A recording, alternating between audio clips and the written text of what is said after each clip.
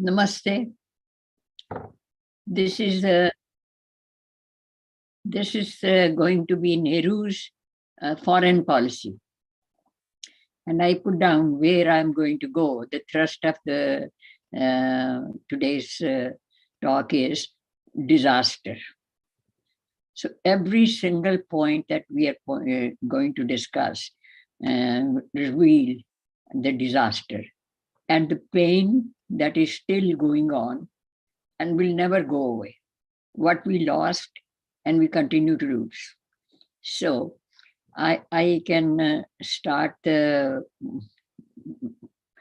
shrinking boundaries. So to begin with, we gave about half of the 1/3 of the territory to Pakistan. And then somehow or other outmaneuvering us, and the intervention of United Nations, intervention of the British people, they took another chunk of this, and then they annexed Balochistan. So now, later on, I'll show you the map where we ended up. So almost 1/4 of Kashmir we have. And yet this is called disputed territory, not ours. So this is in the negotiations, just to build up the shrinking boundaries. The Security Council mentioned, in fact, the United States at that time indicated that Security Council has no power of administrating a territory or making a government there. And the second thing is that the United Nations Charter says that such recommendations cannot be made or imposed because India has a legal jurisdiction, just like the other 560 kingdoms. This too was ceded completely, irrevocably, unconditionally. So Nehru single-handedly created the bifurcation of Kashmir in two parts. One part he gave to Pakistan, the other was given to Sheikh Abdullah, who then became, now this is the important point, who then became Prime Minister of J&K. You see, we have two Prime Ministers since then. One is of India and the other is of Jammu Kashmir. And it created, with special status, privileges. There was a point in 2006 when almost 90% of the budget meant for all the states was going to J&K. In fact, in the pockets of the three families, they were ruling alternately. So that one mistake has not been rectified. In spite of the fact that Article 370 has removed the special privileges, but still the damage is done. Whoever is Hindu in a government service in the banks, they are afraid for their life. At any time they are being attacked. So the attacks have not stopped. The Pandits have not gone back. And there is really no assurance from anybody that they will ever be getting back. There are some indication and suggestions that there should be a military kind of garrisons, and that is where we make the houses to welcome the Pandits back. But it is still in the talking and rumor stage. So somebody in the parliament later on said this in Hindi, "Ek lamhe ki khata thi, sadiyon ka guna ban gaya." It was just one moment, the mistake, and it became forever. Sadiyon. I mean, not just this century, but for the next centuries, it became a sin hanging down our throat. Now, the next thing he did, Nehru, he said that we don't have to build an army. Why? Why? because most of the Muslim and Indian armies have gone back. And why should we need an army? And anybody who suggested that 40% of the defense forces have already been given to Pakistan according to the agreement, and many Muslims who were in the Indian army went and joined Pakistan, moved there and joined. So we really have a very small army, and few airplanes which are in a bad condition, and practically it is there's nothing.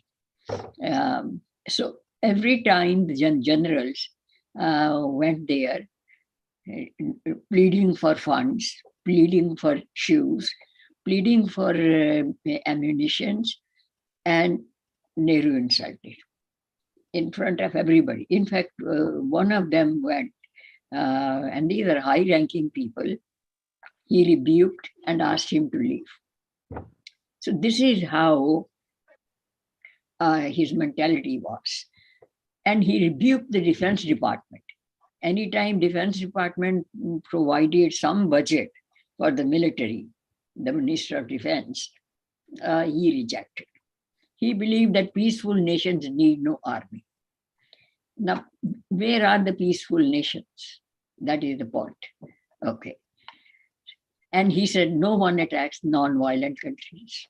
This again, even when Pakistan had already attacked you within the first 3 months, not even 3 months, and you are hanging on to an illusion that no violent country is ever attacked. These are the kind of attitudes. In fact, he had totally disconnect with everything. He had no idea of what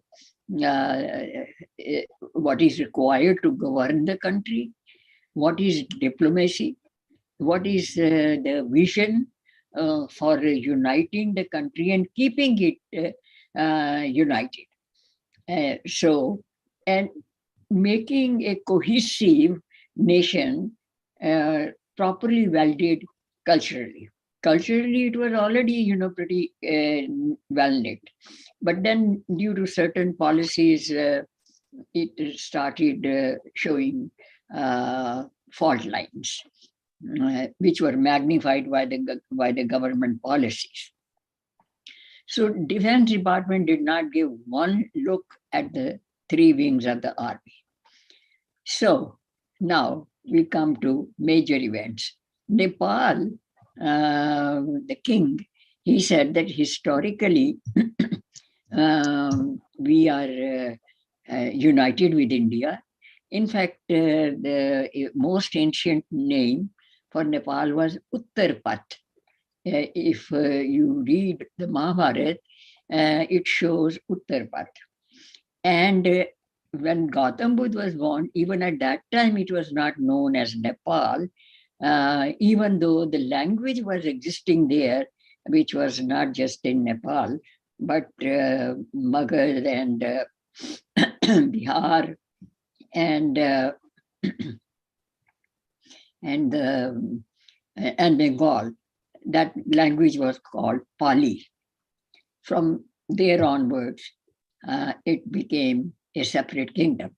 But it took a long time for that to happen, several millennia. But Nehru declined the offer. So why? He said, it will give the impression that we are expansionist and we are an imperialist nation. And then he said, what will the world think about us? What will the world think about us? That you are a pack of fools. That is how history judges you. History does not judge you because you have certain ideals and beliefs. It judges you only by the consolidation, how you ruled, how you consolidated the country, how you protected the country, how you sustained development. History judges you by those achievements. But then he had complete ignorance of Indian history. Complete. He did not know the geography of the subcontinent. He did not the treaties enacted in the past. In fact, the treaties which were given over as part of, historical idea to give Nehru to build on, even that he did not give a look. And that is where the disaster started occurring right away. So Nepal's history for the past 3 millennia that is known since Mahabharata, it hasn't changed. It has still been part. It was bifurcated and separated by the British themselves. So till that time, it was part of Indian subcontinent. Now, Panchashir. The two main ingredients, the items were, conditions were neutrality. All the nations who join Panchashir non-aligned nations, and newly freed nations who do not want imperialism, they will be neutral and they will be non-violent. I don't think anybody put down their weapons in a warehouse, except probably, Nehru himself. So this is, somebody has written, if you are neutral, actually not somebody. In Balram says in Mahabharata, at the juncture when the war was going to happen, and Shri Balram said, I am neutral. And that is when Shri Krishna said, if you are neutral in situations of adharam, injustice, you have chosen the side of oppressor. These kind of things are actually the building blocks. These kind of quotes are building blocks of diplomacy and war. When is war absolutely essential, and when war can be avoided? And then there are separate guidelines. Of course, Nehru had no clue. He was not aware of that. He boasted that I am the last Englishman to rule over the country. I don't think anybody can swallow this kind of thing. But then at that time, the establishment did. Because if you don't agree with him, you are out. And then you are surrounded by your sycophants. And they are just yes people. Relation with the United States, USSR. He was a communist. In his own words, he acknowledged that he is idyllic and he believes in communism. Eventually, we'll go the Russian path. So since he himself said it, Russia started gaining ground from ambassador, spies, influencers, those who do some propaganda here and there and brainwash the establishment. And they started penetrating right away because they knew the background of Nehru. And Nehru had a very superficial idea about how Russia was governed. He was shown the best part, you see. So his image was very different. Relation with the United States. You see, United States was willing to be having relations with India. Actually, in the initial 3 years, United States was on the side of India as far as Kashmir was concerned. But then, once Nehru visited, at that time, Truman was the president, and he had, dove on his hand. When he went to meet the president, he had dove in his hand, and he was looking wistfully. There's a picture. I did not get the copyright for that picture, but the picture shows that he's standing next to with that dove in his hand. And Truman looked at him and he thought that this is the leader of the subcontinent. And he thought, he was talking about nonviolence and mutual help and development and this and that, modernization. But then the dumb business was irritating to Truman. So gradually, United States found out that its interest does not lie with India. And it became unknowingly, unwittingly, Nehru brought India in the middle of Cold War. You see, now there are clearly a camp. India is not neutral. It is leaning with USSR, and United States is in a separate camp. So this became a kind of world order, and India was drawn not as a neutral country, but as a part of Russia. India was offered permanent seat in the United Nations twice. Twice he was offered. First, as soon as India became independent in the next 2 years, he was offered that. And Nehru said, no, we don't want to be part of the United Nations. Okay? We don't want the permanent seat. No one can fathom this. Why? In the meantime, Pakistan joined every alignment. Every kind of treaty organization, they joined the South Asian Treaty Organization, Central Asian, Central and Eastern nations. They joined everything, whatever they were offered, because they wanted to be recognized as an independent voice on the international stage. We don't have any voice. Where do we belong? This side or this side, or where? Hanging somewhere. Liaquat Ali Pact came. This is another diplomatic maneuver. Liaquat Ali said that we should have a written agreement that we won't have any population exchange. Okay, and Nehru took it in good faith. Yes, we will not send the Muslims out. And Liaquat Ali, we knew that they were already killing Hindus there and ethnic cleansing was going on. And nobody believed in Liaquat Ali's promise, just as nobody believed in Jinnah's promise. But Nehru did.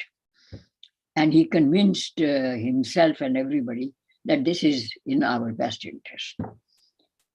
And now reversing the nomenclature. You see, nomenclature is that India suddenly became a suspect and Pakistan becomes an ally. And officially, it was not the member of NATO. Unofficially, America said that Pakistan is part of NATO, which means that the treaty says any time that there is an attack on one nation in NATO, it will be considered attack on all the nations. So that is one of the things to be highlighted, because this became the basis for America to jump in every time there was an unprovoked attack by Pakistan on India, and America was on the side of Pakistan. A neutral person is always a suspect. You are looking at him, is he going to be with me when I need, or is he going to be with my enemy if there is a conflict of interest? So neutral person is a suspect.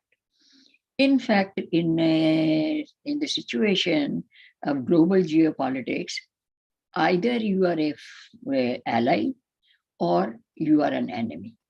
There is no such thing as neutral. You see, it's like a game of chess. There are two players. You can have two teams, but you cannot have three players in that. It's meant to be just two players. So, but these are all part of diplomacy, and Nehru had no clue of that. He refused to join the international community of allies.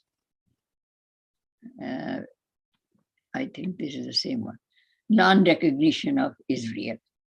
So this is another major disaster on the diplomatic front. Why don't we recognize Israel? We have Jews in India for several 100 years, several centuries, and why wouldn't we recognize their independence? But no, they recognize Palestine to appease the Muslims. And now this is why this discussion is important, because this is laying down the footprints of the framework for which the other prime ministers are going to follow, and other governments, subsequent governments in India are going to remain in that straitjacket. Every time they have to pass a law, they have to first think, how does it affect the Muslims? What will the Muslim do? What is going to be their reaction? So the whole mindset got perverted. In every controversial decision, they had to think of the Muslims. So this non-recognition of Israel had great repercussions. You see, we were wondering why the Jews are in charge of, own most of the international media. At least 40 years back, all the major news channels and radio stations and these publishing houses, many of them were owned by the Jews. And whoever owns the communication channels, the platform, they create the narrative. And the narrative became extremely damaging on the world platform. And who created this? Non-recognition of Israel that resulted in that hostile opinion of the Jews from all over the world. And they are scattered all over the world. Now, Modi did the best thing, that as soon as he was sworn in, the first thing he did was that he recognized Israel. And since then, they are good friends. Okay. Now, relations with Maoist China.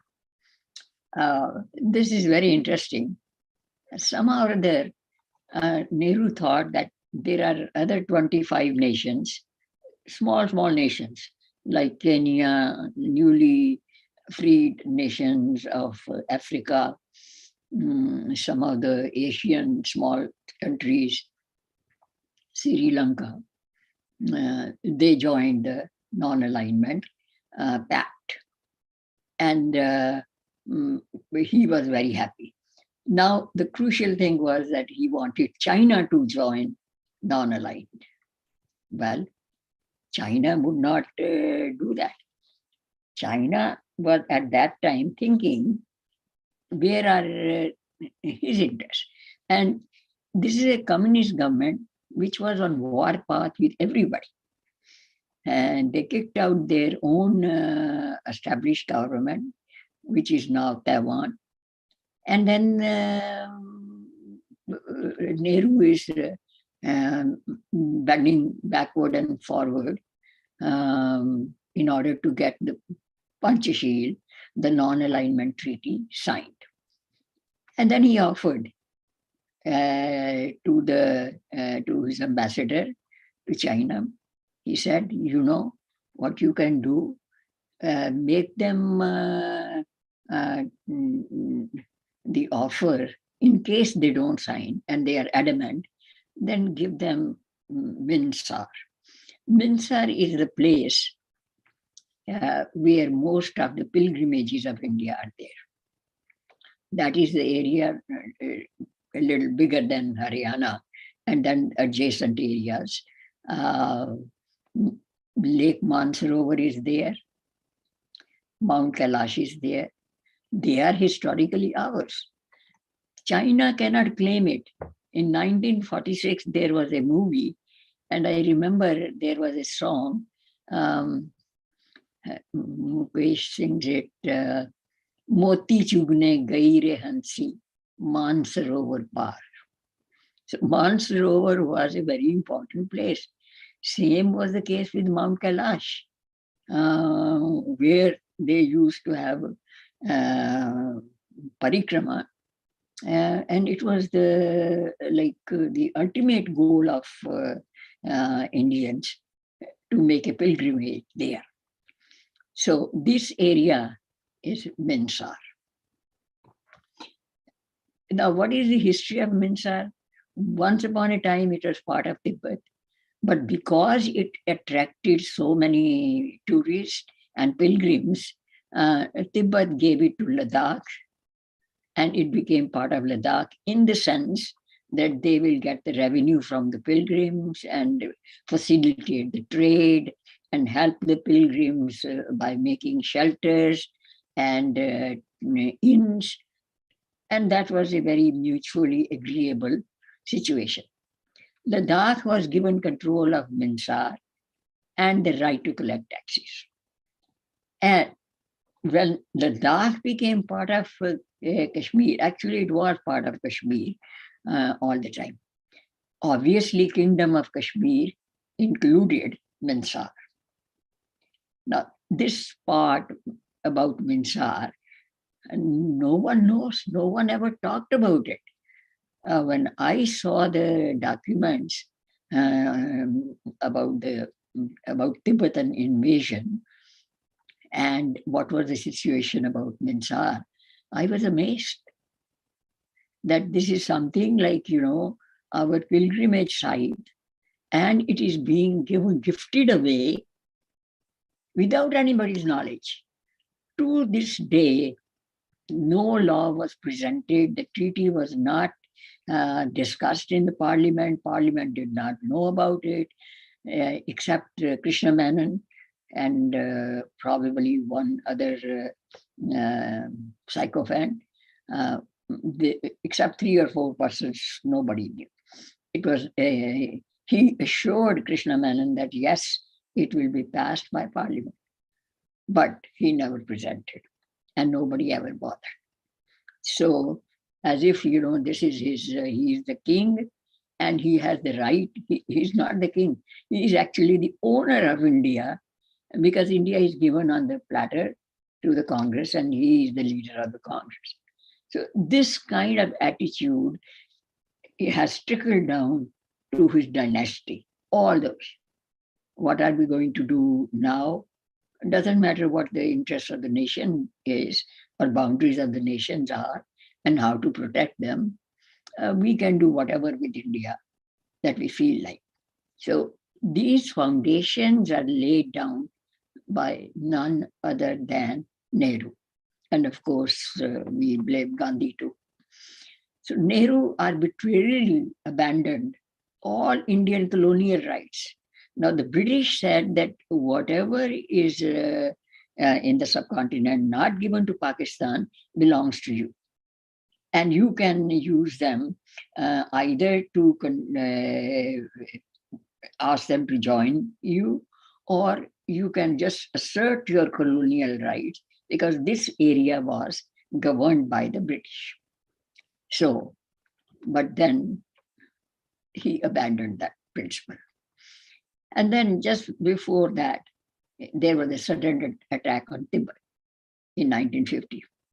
A lot of brutalities, destruction of temples, monasteries. Surprisingly, American interest was not there, but India, it was a buffer zone between China, Mongolia on this side, Soviet Union. This was a buffer state extending from east to west, a very large territory. If you know the geography of that, uh, one can find it where it is. But no one came to the help of those poor lamas. Uh, India at least agreed, Nehru agreed that okay, the Dalai Lama can come, some other people can come, and they can settle in Himachal Pradesh.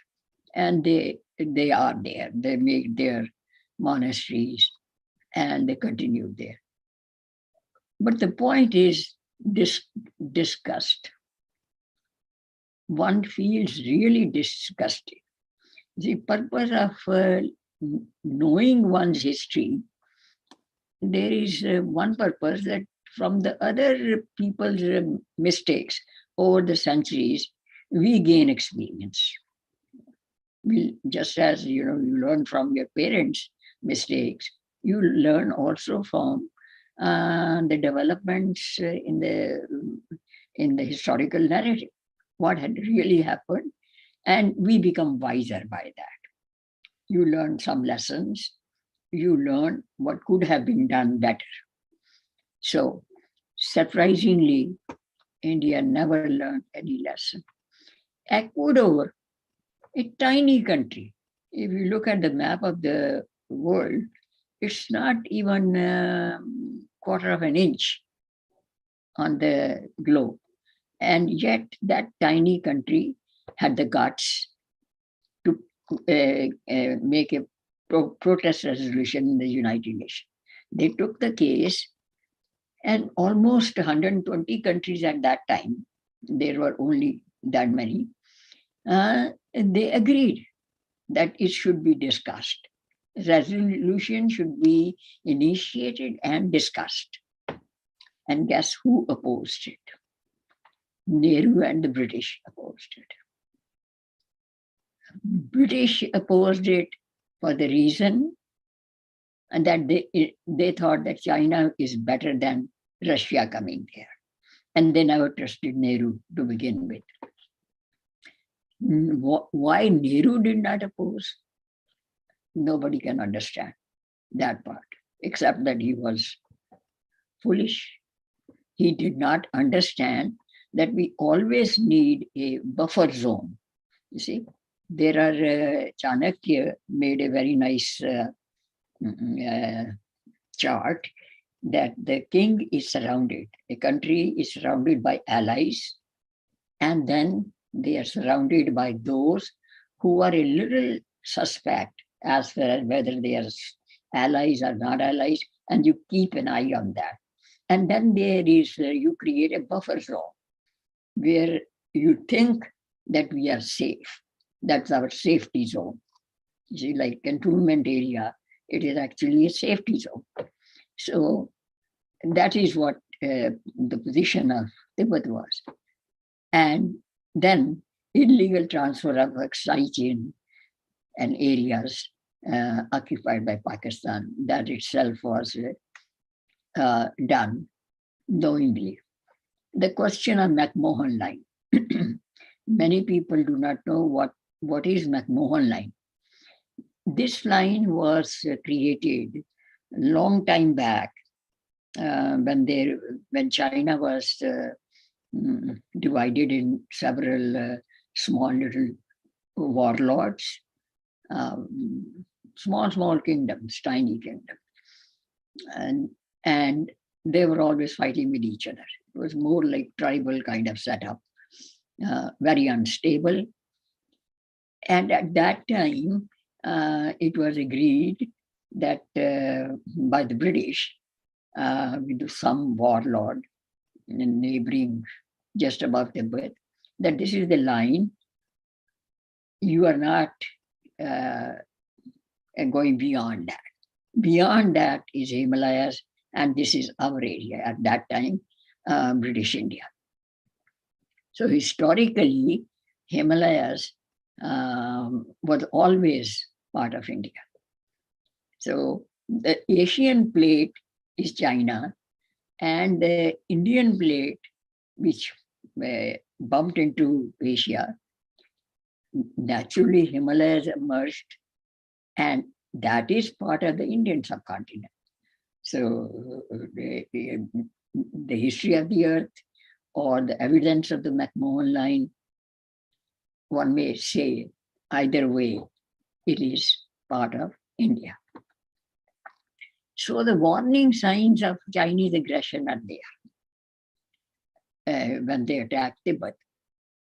But then Nehru still wanted to be friend with China. They started changing the maps. So the parts which were like just above Sikkim, Bhutan, south of the McMahon line, they gradually occupied.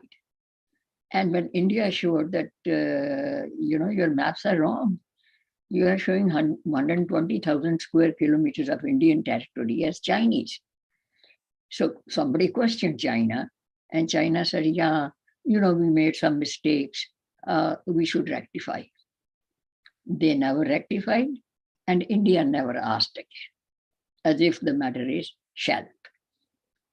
So today, the map of the world shows the entire area of 120,000 square kilometers as part of Ladakh, as part of China.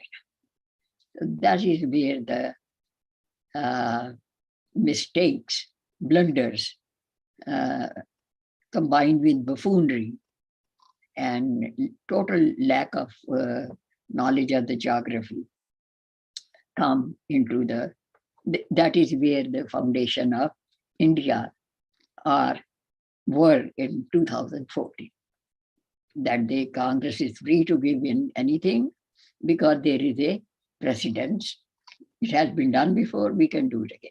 And before 2014, Manmohan Singh tried 3 times to give Siachen Glacier to China, demilitarize it, which means naturally China will walk in. And 3 times it was defeated by the parliament. The army protested. So I remember a line by Chanakya. And he was actually walking with Chandragupta as a child. Chandragupta was a child, and they were walking through the fields going to Takshila. And then Chanakya saw an ankush, a wheat, which was a prickly kind of weed. And immediately Chanakya bent down and pulled up the weed and another weed next to it. And Chandragupta questioned that, why did you do that? Why are we clearing the field? He says, if one thorn remains, one weed remains in the field, what will happen? The whole field will be taken over by the weeds.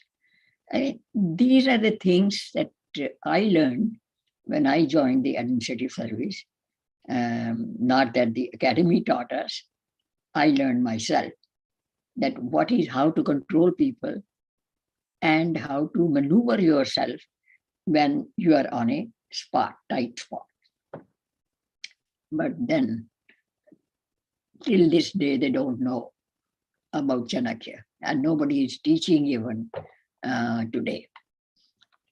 Then the war of 1962, Chinese incursion, and India ignored. And gradually they started chipping here, chipping there, and they ignored. China actually kept testing the waters, that how far we can go. You see, now if you look at the present history of United States, China is exactly doing the same thing. Let's try this. What is their reaction? When will we be successful? Then let's try this. Let's try this. Now here, now in Iran, now in Arabian Sea, now in the South Pacific. Exactly the same strategy they started in 1949. And that is when it became a communist country. So as soon as it became a communist country, This was their strategy. 100 years of engaging in war. There is a book there. So China kept testing the waters.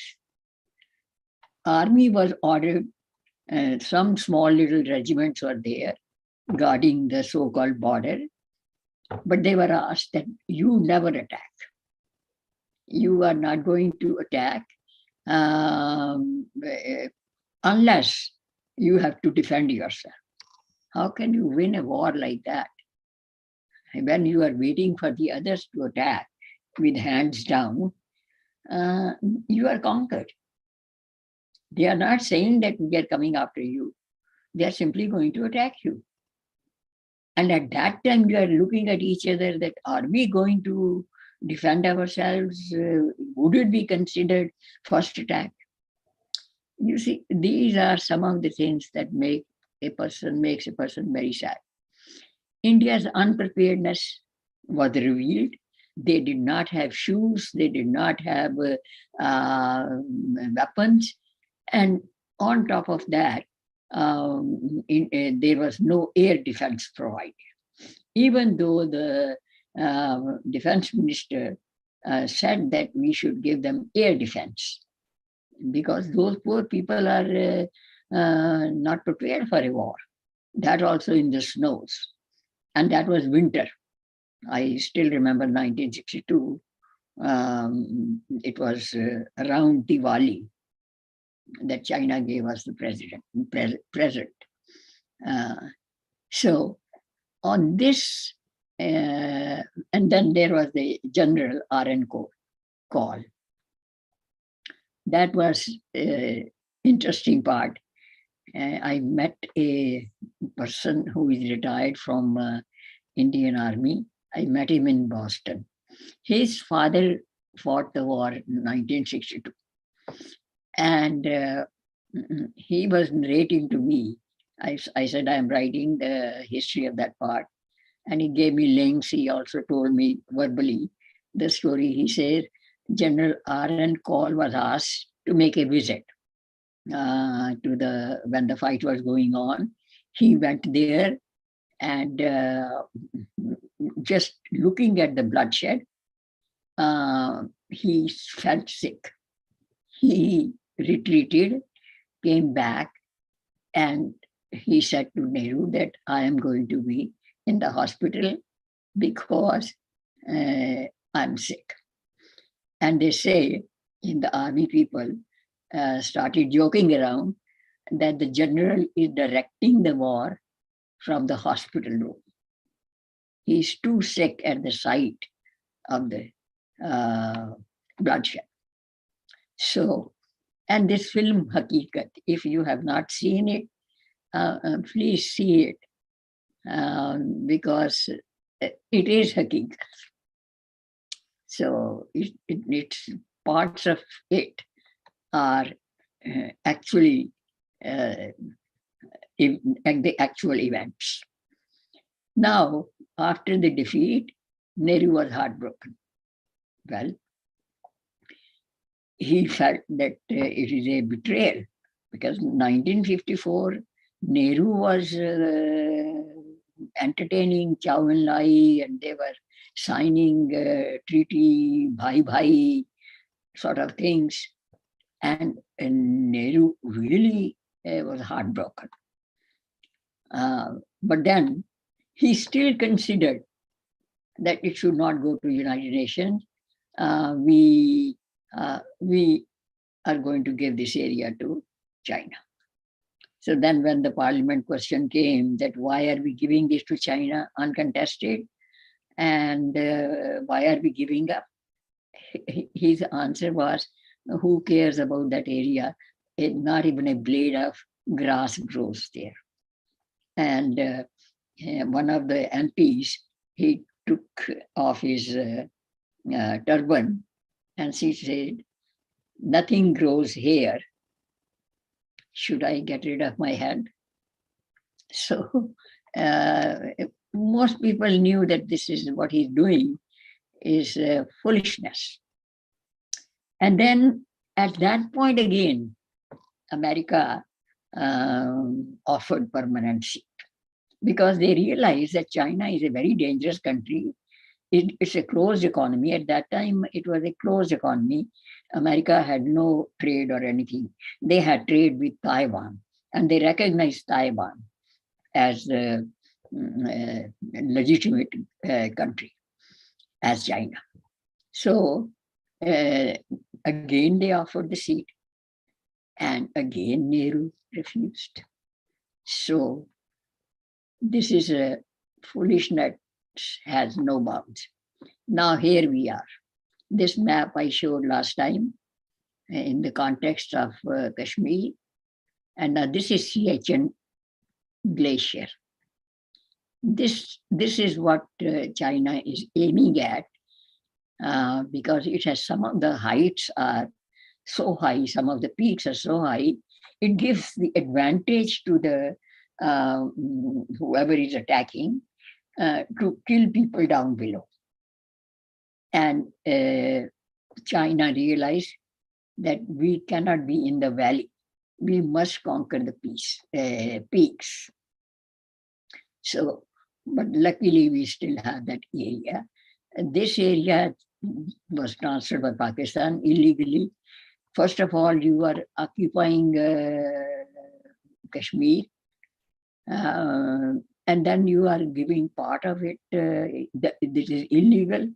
You are still called POK, Pakistan occupied Kashmir, and then you are giving it away to China as a goodwill gesture. Well, and this is the area that they gained all this after the war, and even before the war by chipping. So now diplomacy versus idyllic stupor. Actually, there is something else happened. In 1962, Nehru sent the ambassador to Kennedy. At that time, he was the president. And he said that, please give us some help. We are in a bad shape. Russia at that time was friendly with India, quite friendly, but they would not go against another communist country. So they were neutral. Where did the non-alignment partners go? They were nowhere. Nobody condemned the attack. Nobody took care of it. Nobody helped. And nobody had any sympathy also for us. So Kennedy said only 2 sentences. He says, we fought a 7 years war, a world war, and we sacrificed. Now it is your turn. You sacrifice, settle with among yourself. And we are not going to lift a finger. I mean, in other words, we are not going to lift a finger. Now that thing of thorns, we did not remove any, did not notice any.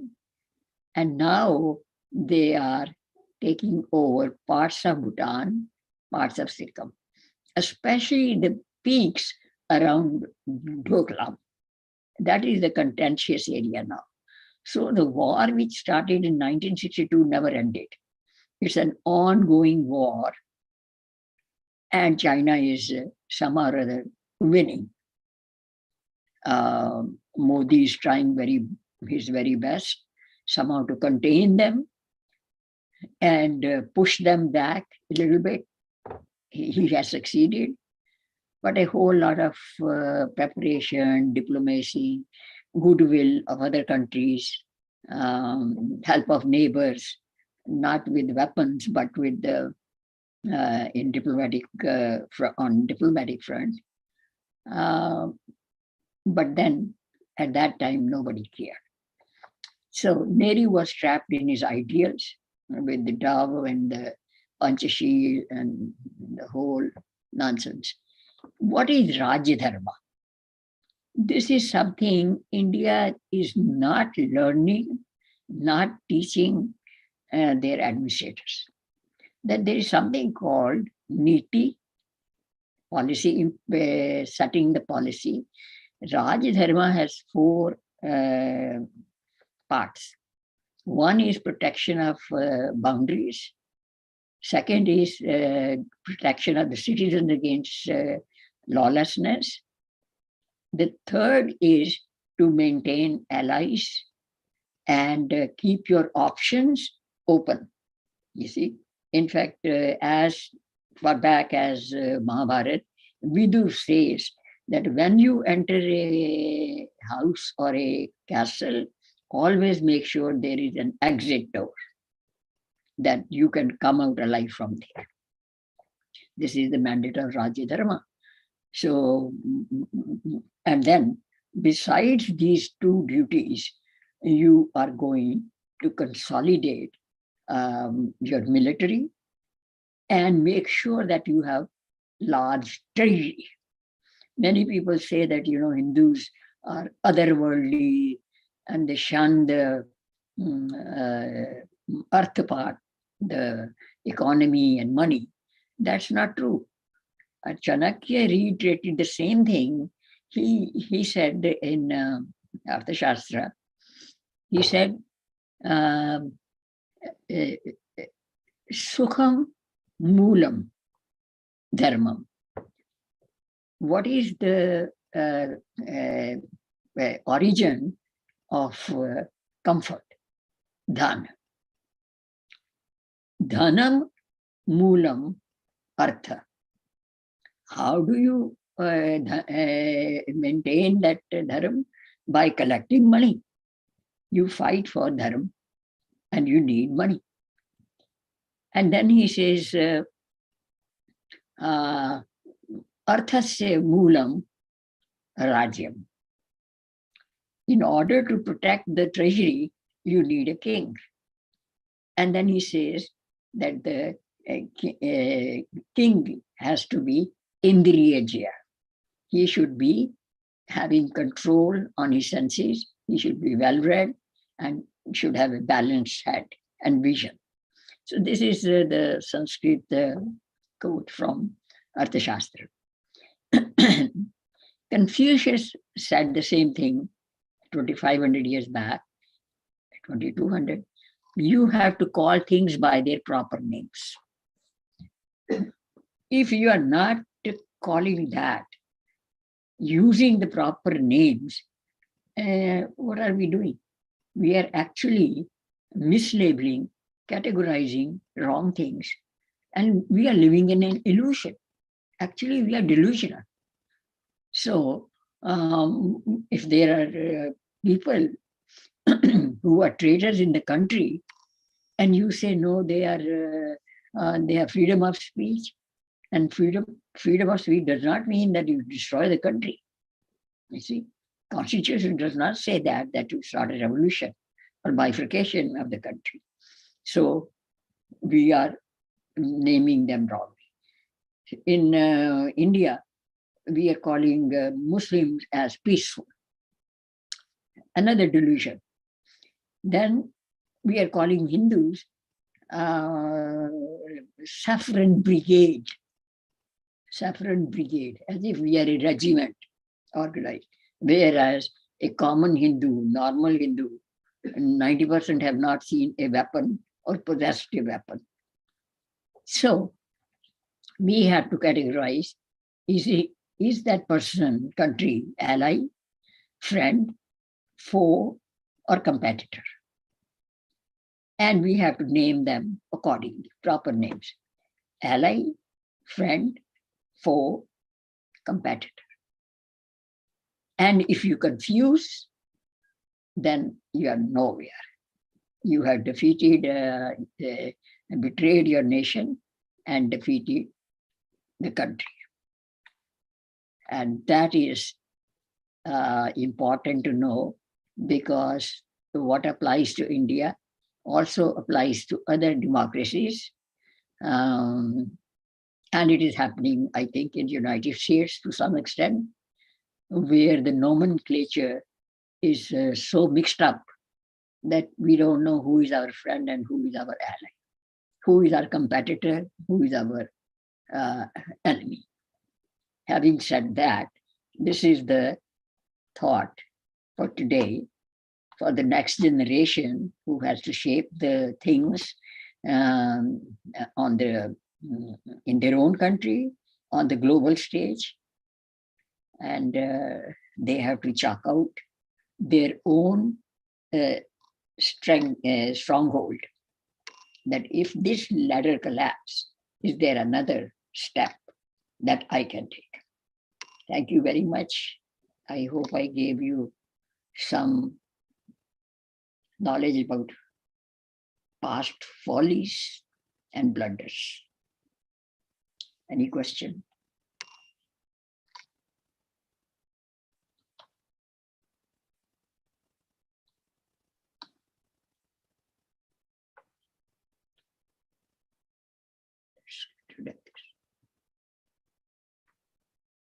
Okay.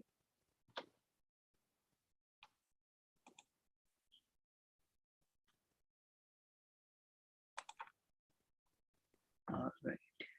Yeah, if there are any questions, then please feel free to unmute and ask your question. Thank you.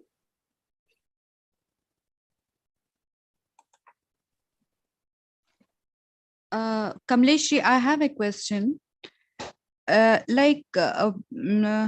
Are you able to hear me, please? Yeah, I can hear you. Yeah, okay. Like during independence, Indians participated in many of the events. Most of them fought for it. Some of them sacrificed. Like, what is the reason behind after independence, when Gandhiji and Nehruji were allowed to do the blunders they did? Why did where the has attitude of the Indians changed after independence? Why couldn't they notice that both of them are causing huge damage to the country?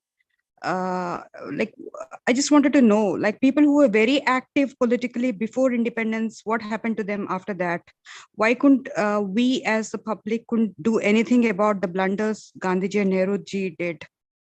I really wonder, after 13 sessions, we still are calling Gandhi Ji and Nehru Ji. Yeah, I'm sorry about that. It just it is into my habit. I don't give any respect to both of them. I'm sorry about that. Yeah. That's fine. Gandhi was a con artist, and Nehru was arrogant fool. Okay.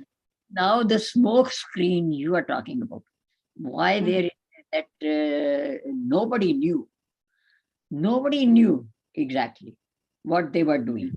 The underhand game that he was playing, Gandhi was playing to keep the Muslims and keep Hyderabad under Muslim control as a separate country, nobody knew. Only 3 or 4 of his people knew. And Indians were too ecstatic in a euphoria that India gained independence. India did not gain anything. India was not independent. Interim government was established. Transfer of power did happen. And Nehru was still owing allegiance to the Queen of England. At that time, the King of England. So, okay. And in the book, I have given that. And people absolutely had no clue. You see, these are the days of social media. Previously, we had the decades when there was radio channels and newspapers.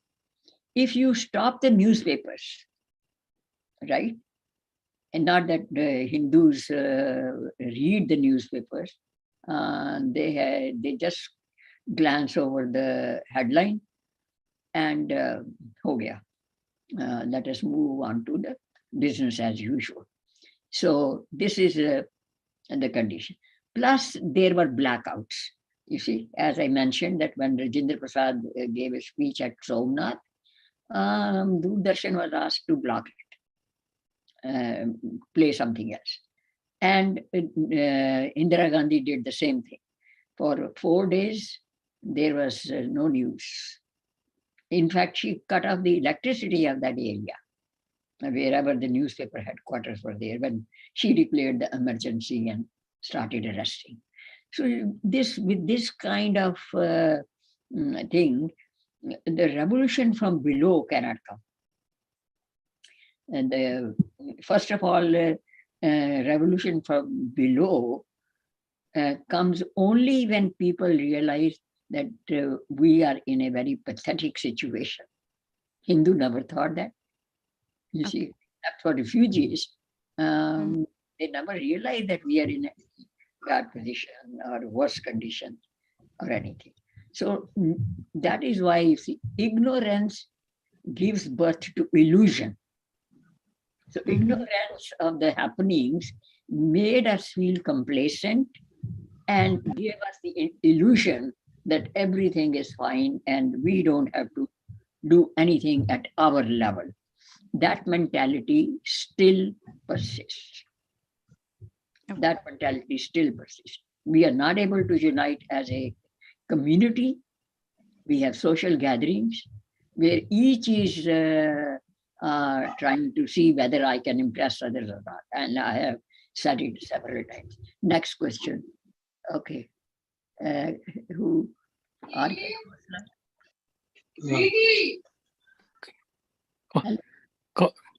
Kamlesh. Yeah. Hello. Hello. Kamlesh, this is Raman Nandi. Anji.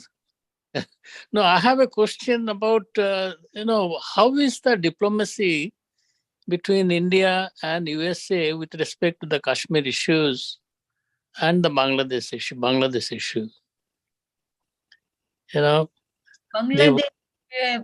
are you talking about before Modi or after Modi? No, right now at this time. At this point, things are shaping up. Diplomacy is much better because the first 5 years, what Modi himself is from grassroots. You see, he was not born in a Nawab's family and did not grow with luxury. So he's from the grassroots. He knows what poverty is and how to treat. So the first 5 years, he improved the global relations. That if in a tough situation, do we have friends? This is gaining allies. Every time they said that he is going on a foreign tour, he was not, he was studying. He was making friends. He was making allies. That if he has to take tough decisions against China, Pakistan, or anybody else, who is with us? Support group. So gaining allies, and he has a solid group of people who respect him and consider him one of the 10 leaders of the world, not the leader of the world, best leader of the world. So at this point, I think I'm pretty happy on the diplomatic front that we are capable of handling China's incursions or Pakistan is dying by their own misdeeds, misgovernment. And so we are in a good shape. As far as America is concerned, America doesn't know what is ahead of them. And this is a dark point where America is. And it can neither be counted as foe nor an ally. Because they are confused. They are confused about Ukraine, they are confused about Afghanistan. When they are supposed to attack Pakistan, they attacked Afghanistan. Afghanistan did not send a single person, terrorist, to America in those planes. They were all Pakistani and poor Saudis. You see? So, and when they were supposed to attack Saudis, they attacked Iraq. So America had muddle-headed foreign policy. Part of it is that every 4 years, when the president is replaced, he brings his own coterie of advisors and bureaucracy. So it's in a, let's not count on, and I don't think Modi counts America as a friend or as a foe. He just goes day by day, but he No. consolidates his power. Now, suppose, Kamlesh, suppose India now says that Pak-occupied Kashmir belongs to us, and we will occupy that. So, in that situation, or China-occupied Kashmir is our, part of our country, and we want to, we want to occupy that. So, Not bother about the position of USA. It may come to our help by words or not. It does not count. At this point, India does not need United States. What India needs is the support of Asian countries, Middle East, and good relations, reasonably good relations with Europe. So he has done with Australia, Japan, everybody. In fact, I was reading 18 countries have accepted to acknowledge rupee as the currency of trade. Otherwise, it used to be dollar. And that was another diplomatic front America had started. The stick that you dollar exchange, you have deficit, we will take this much of your territory because you are delinquent. So we got rid of dollar. Keep your dollars. Russia will pay in rupees. Japan will pay in rupees. Almost 18 countries have agreed. 26 are on the point of agreeing. So why India needs America? You see? So in that case, Kamlesh, we can claim, we can put our claim for the Pak occupied and China occupied Kashmir. And India has a claim.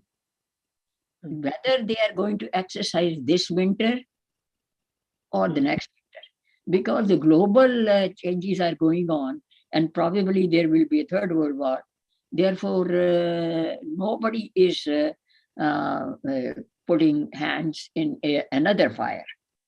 So watching the situation. But army says, Indian army says that if we go to POK, we'll just walk over. And POK itself is fed up with Pakistan. They want to join. So, okay, let's go to some other person. Yes, RKG. Thank you, Kamlesh. Thank you. A lot of people have that thing in their mind anyway. Yeah, thank you. Well, raising hand. Satendra Kumarji. Namaste. I just want to know that when all this disaster of Chinese war happened, after it, what was whether Nehru faced any real oppositions within his party or from the political leaders at that time? And it amazes me that despite all this fiasco, there was a huge procession, funeral procession. He finally expired. So, what was the situation? Whether he faced any real opposition? What was the reaction of the intellectuals and political leaders at that point of time? Are they still supporting him, justifying him, or he really faced some solid criticism at that point of time? Okay, two things. The parliament did not know much of it, and they were not interested. And Krishna Menon was completely going whatever Nehru said. And they did not present the real situation that was happening to the parliament. So that is one. Unpreparedness is because of that, because the parliament didn't know. And people, even today, they don't know what's going on day-to-day basis. You see? So I know it because I was in administration. Plus, I met with people who were in the army. Even recently, I met one person in Boston, as I said, and he gave me a huge material. I included in the book part of it. And second thing that I learned diplomacy as one of the first 20 women to be in charge of, to be administrator and no, you men are not your friends, and your lower staff is not your friend. So you have to be learn diplomacy. How do you avoid the situation? And if you can't avoid it, how to get out of it? You see, it is the same thing as Chakravyuh. That if you are going into that, you have to know, how to come back. So, and if you are suddenly finding yourself, Indian did not know about it. There was no opposition at that time. The first time there was opposition, that was when after 1971, when Jan Sangh and Janata Dal, they came out. Otherwise, there was no opposition. And as far as education and professors and intellectuals, they were either communists, brainwashed, secularists. So, and secularists, I remember in Calcutta when Hakikat was released, the communist in Calcutta, they burnt the theater. They banned the movie to be, and they have changed the names of their ancient names of streets. Lenin Sarni. Now, what is Lenin Sarni? And Maoist, Mao Road, like that. I could not believe when I looked at the map. So you see, you can't blame the people. And the media was controlled by, media was not there. And people were not even interested. Even myself, we had implicit faith in Nehru. And in the last time I went session, I mentioned that I cried almost for 3 hours when Jawaharlal died. What will happen to India? You see, so at least my idea now is that most of those things happen because Indians and Hindus especially, they do not know where their own interest lies because they don't read and they are not inquisitive. And please be inquisitive. And if you say that you don't like history, it's boring. It's boring because you don't want to, you have turned your channels off. Otherwise, why not? Why not learn from the mistakes of others?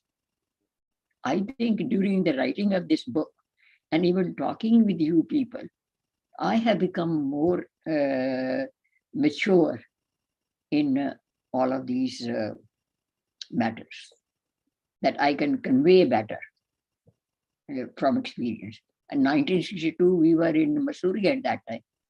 And from Missouri, 7,000 feet high, we used to say, ask each other which of the peak they are fighting now, not knowing anything about anything. Okay. Who else? Pradeep ji? Mr. Khosla, you want to go? The hand is up. Whose hand is that? Okay, Pradeep ji.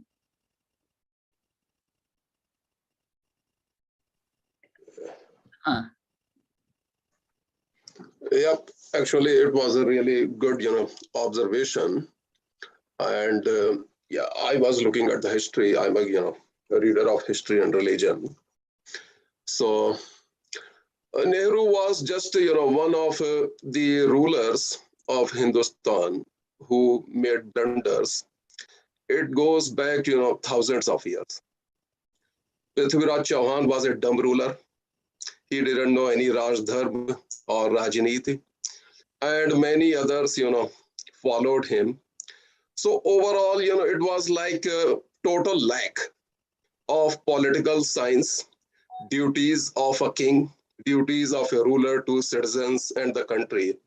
So that has been, for at least 1,000 years. After, I believe, Harshvardhan, there was not any such a great ruler who really thought about the politics. They were living in a day-to-day world and thinking about just, ending up, like a great ruler, trying to, make peace by dividing the country, giving away land to others, and accommodating almost everybody, intruders, invaders, whosoever were there. So it was like, for at least 1,000 years. This whole mess has been going on. And Nehru probably learned pretty well from British that he has just to live his life with women, with luxury, and pleasing everybody, pleasing himself. And he was not a ruler for a country, or he didn't even think about the country. So that has been going on. He was supported by the uneducated and unthinking population, mostly of Hindus. And it is unbelievable that seeing partition, seeing blunders in 62, 71, and then still Hindus kept voting for Congresses and communists. So it is sad story. It is sad. It is sad.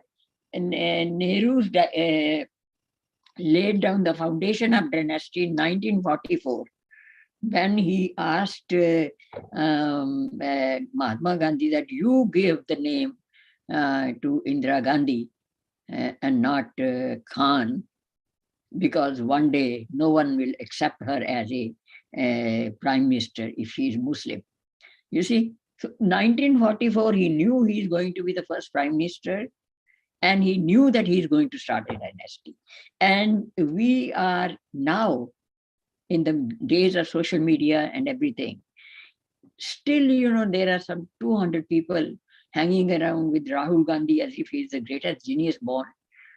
And Rajiv Gandhi, I saw the list of playgrounds, stadiums, railway stations, institutions, schools, colleges, you name it. The list was 9 pages long, which are named after these 3 people: Indira Gandhi, Rajiv Gandhi, and Nehru, and many Gandhi. So these 4 people, they occupy as if they were the best players, and they were the best in knowledge, and they were college graduates or intelligentsia contributions. It is shameful.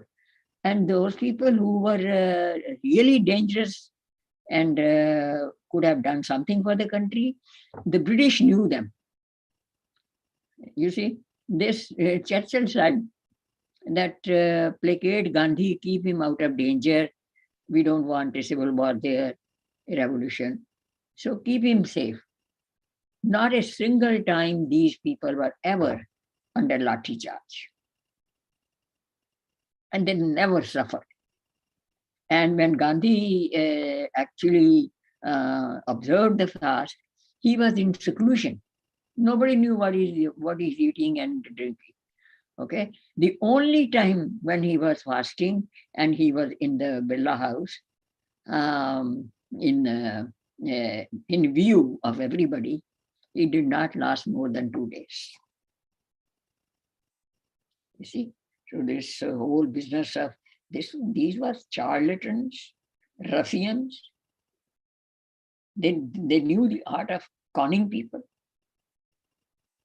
And actually, Gandhi delayed, the freedom, for some time, actually, in Chauri Chaura, and after, even, in the Navy revolt, he tried to delay the freedom.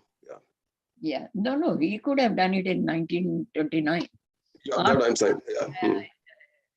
He could have really united India. Mm-hmm. Yeah, Chauri Chaura was a turning point, actually. The mass could have revolted that time only. Yeah. But, things were controlled by Gandhi in favor of British. Mopla was the first time. Yeah, Mopla was, He said, some people said that why are we getting embroiled about Khalifa? And Gandhi said that, freedom can wait. This is emergency. Restoring a Khalifa is an emergency who never was our Khalifa. So, and he conned. People who saw through him were Ambedkar, Patel, But Patel wanted that if he is to contribute something, he has to be with Nehru and Gandhi. Yeah. I'm not a great believer in Ambedkar. Yeah, he was, kind of again a stooge of Britishers. So No, he was not. yeah, he was, also He was playing at some ease, way but or other the than other way. that, he was not. Yeah. He was an excellent person. I mean, Yeah. vision, and strategy and negotiation ability. These were his qualifications. Anybody else? I think that's it. Yeah, one last question, Kamleshji. Just as a student of history, I would like to hear from you, like what actually happened to Subhash Chandra Bose? Like, how did he die? Well, there is a lot of controversy about that. Mhm. Actually, Subhash Chandra was taken by Russia. He was running from Tokyo to Russia. He was safely allowed to cross facilitated, Japan facilitated that we are now defeated, things will happen, so you get out. And in Russia, he wanted to stay incognito and then move towards Germany. But he was caught beforehand. And Stalin asked Churchill that we have Subhash Chandra Bose, what should we do?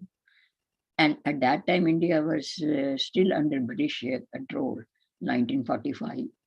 And Churchill said, keep him there. Keep him there.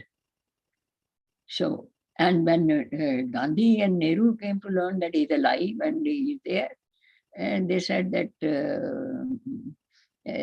Nehru said to Stalin later on that make sure he stays there. So as far as I am concerned, and what I read about different books, I bought them, those books. They indicate that he died in Russia. But he was under house arrest there. He married a Russian woman. He had a child. Surprisingly, nobody is coming out. And other than his daughter, she could have shed some light. I don't know why. But many researchers did go and saw the archives, but they could not, they were not allowed to make copies of those. And there is their research indicate that he died in Russia. But they knew, Nehru knew where he was. Nobody else knew. And this is another point, that one interesting point you have raised. Since it was a very closed door secret between Nehru and Russia, so Russia used it to blackmail Nehru. Part of the reason the bureaucracy called those secret files Bose factor. So code name was Bose factor. Why we are letting the Russian people come to the bureaucrats and get a file? Because of the Bose factor. That was so interesting in the bureaucracy establishment. They knew that something is there, and Russia is blackmailing India and will continue blackmailing. Of course, things have changed. And anyway, I think it's quite long enough. Yeah, any more question, Mr. R.K. Khosla? And your hand is up. I know, but he's not, he's on mute. Khoslaji? Unmute karo. Please unmute yourself.